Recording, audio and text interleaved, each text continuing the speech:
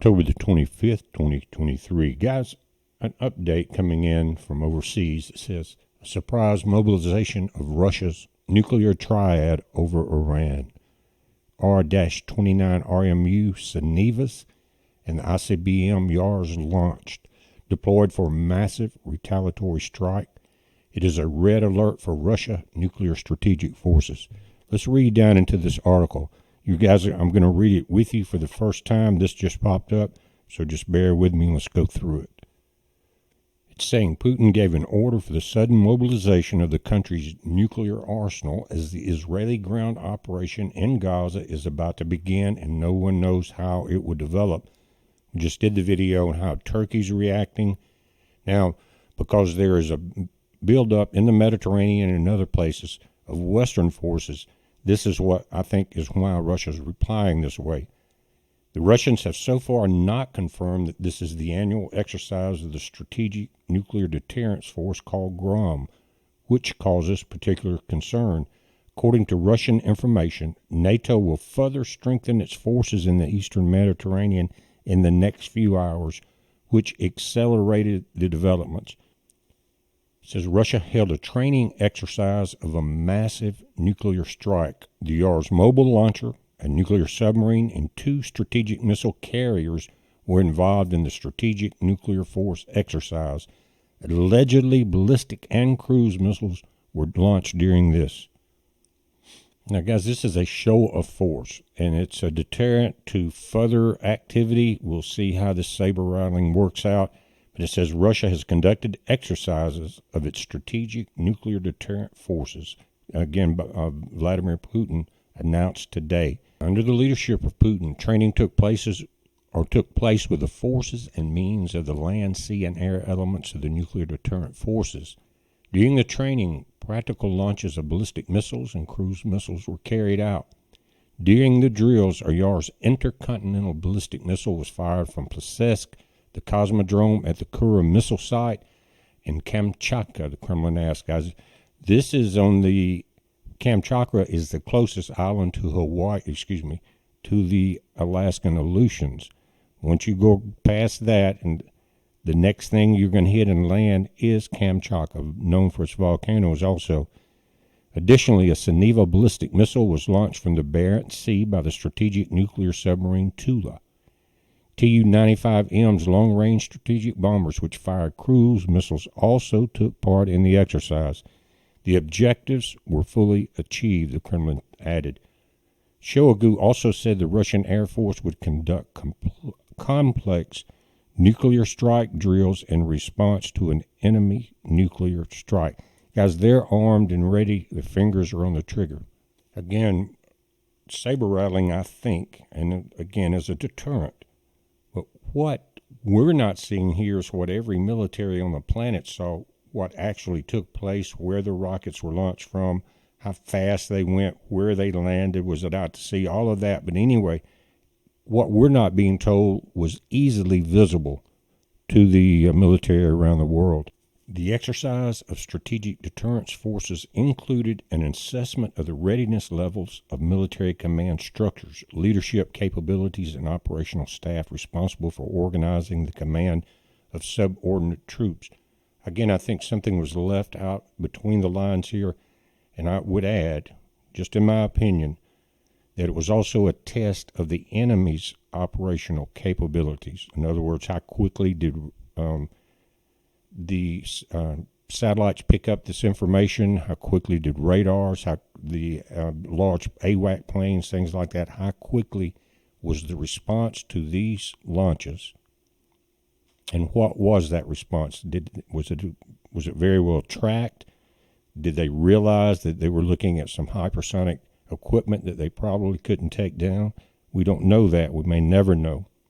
Now, what I think had a lot to do with, again, Putin's decision was this buildup. And this article came out before the one we just read, and it says the U.S. message. Again, I'm not sure of the timing of the events, but this article was released first. It says B-1B on virtual bombing mission of Russian positions in the Baltic.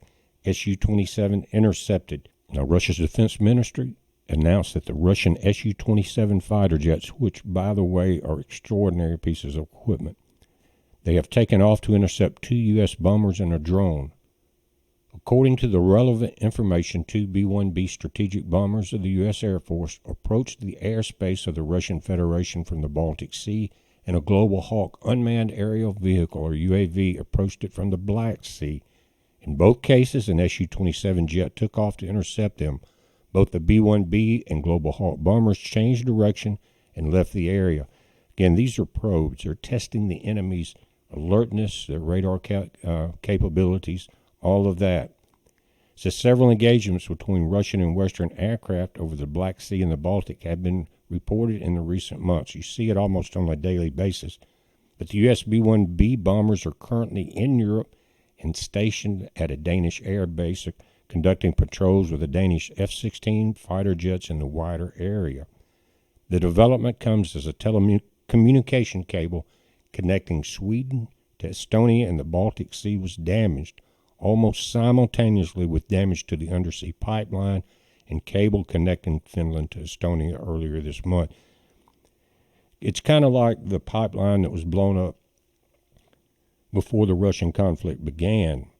Create the circumstances that create chaos and bring your order out of that chaos, like a phoenix rising, in this case, Satan.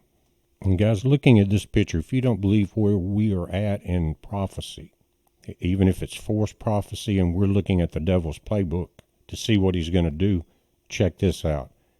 Thousands of Egyptians on the trigger. Israeli plan to displace Palestinians in the Sinai leaked. Sisi, who's the president of Egypt, deploys the 4th Armored Division. Look at this, guys.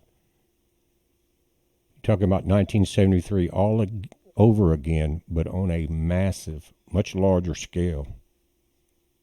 And it says, at a very critical point in the situation throughout the Middle East and Africa, with the president of Egypt, again, al-Sisi, is inspecting the 4th Armored Division of the 3rd Army in Suez, as announced by his spokesman. Al-Sisi inspected fighters, tanks, and other military equipment in the Sinai, on the western tip of the Sinai Peninsula, about 250 kilometers from Egypt's border with the Gaza Strip.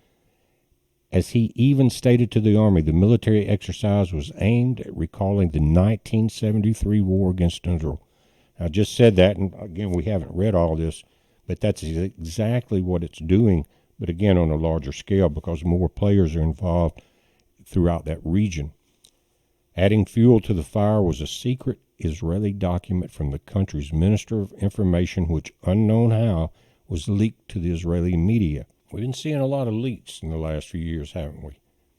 It says the document examines 3 alternatives for the post-war era, but the alternative that will yield positive and long-term strategic results is to transfer the citizens of Gaza to Sinai while calling for the creation of a buffer zone inside of Egypt.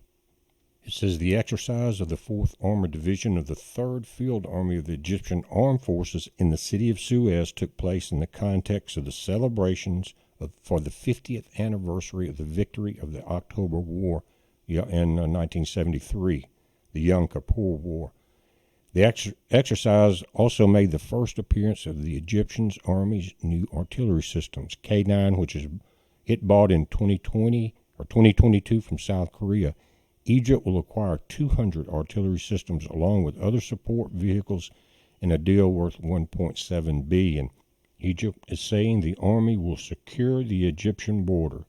Now, that's something very unusual to hear in modern times with what's happening in Europe and here. It says during his presence in Suez, al-Sisi emphasized that the role of the army is to secure the Egyptian borders, and therefore, in light of the facts, we should use our capabilities wisely, while he suggested the need for diplomatic solution for the Palestinian issue.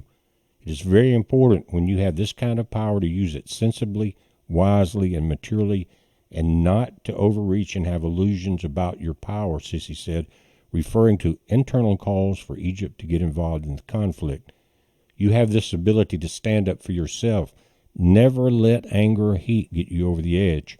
In any case, Egypt, he said, has significant military capabilities, which it could only use wisely and for reasons of self-defense. Now, Egypt is pushing other countries around the world to help absorb this migration if it comes about. They're establishing cooperation with as many other countries as possible so they can welcome the Palestinian displaced from Gaza, such as the state of Canada, some European countries such as Greece and Spain, and the countries of North Africa. Pretty sure that we've seen intel that a lot of this action is also at our southern border. It says the Hebrew newspaper Calculus published a leaked document by Israel intelligence minister Gila Gamaliel revealing the occupation plan to forcibly displace the people. Why was that leaked? Why was that leaked? Was it, again, the demons have gone forth to bring the leaders and kings of the world for this battle? And if you don't think the media is part of that demonic process, you're mistaken. But I know you're not, guys. We know what's going on because we've seen it over the last several years here. We haven't seen that type of war on this soil yet. But with our borders open and the proceedings of the U.S. leadership, you never know when that tragedy is going to knock on your door here. But we're watching it, guys. You watch it. It's a heads up. Be safe.